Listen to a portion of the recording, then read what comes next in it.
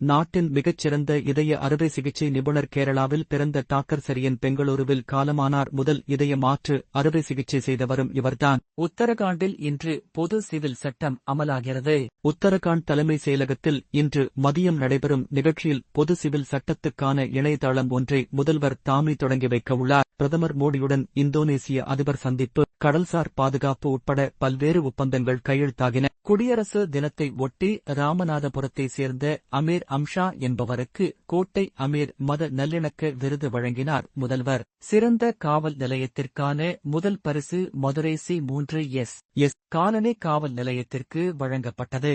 வீரதீர செயலுக்கான அண்ணா பதக்கத்திற்கு இந்த ஆண்டு சென்னை மாவட்டம் தீயணைப்பு மற்றும் மீட்பு பணித்துறையில் பணியாற்றும் வெற்றிவேல் தேர்வு செய்யப்பட்டார். தேனியைச் சேர்ந்த முருகவேலுக்கு நாராயணசாமி நாயுடு நெல் உற்பத்தி திறனுக்கான விருது வழங்கப்பட்டது. ஆஸ்திரேலிய ஓபன் டென்னிஸ், இத்தாலியின் ஜானிக் சின்னர் சாம்பியன் பட்டம் வென்றார். மேலும் இது போன்ற செய்திகளுக்கு எங்களின் இன்ஸ்டாகிராம் பக்கத்தை பின்தொடரவும். நன்றி.